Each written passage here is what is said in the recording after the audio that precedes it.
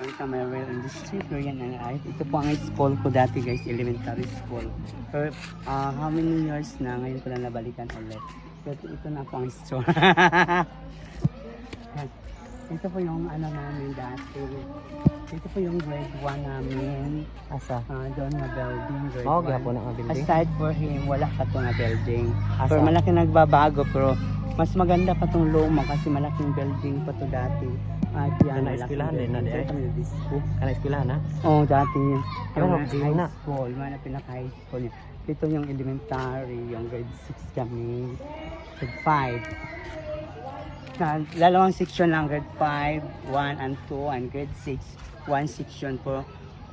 Pero ang for now, pang binalikan ko pa ang pangit siya, pang hindi na, mas maganda pa yung luma. Oo, maganda pa yung luma kasi doon, hindi na dyan. Parang iba, mas maganda pang sabangan. Sabi tayo, no, iba talaga.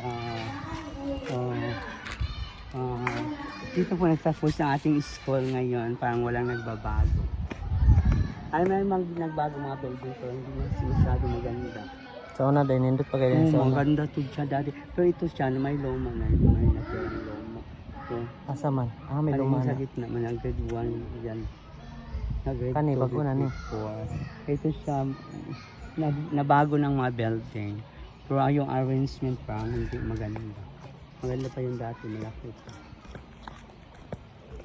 Hi! Uy, anak. Nauli nga noon.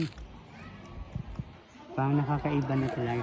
Maraming salamat everyone na bisita ko ulit ang Sawata Adicor Elementary School. Diba? Ganda.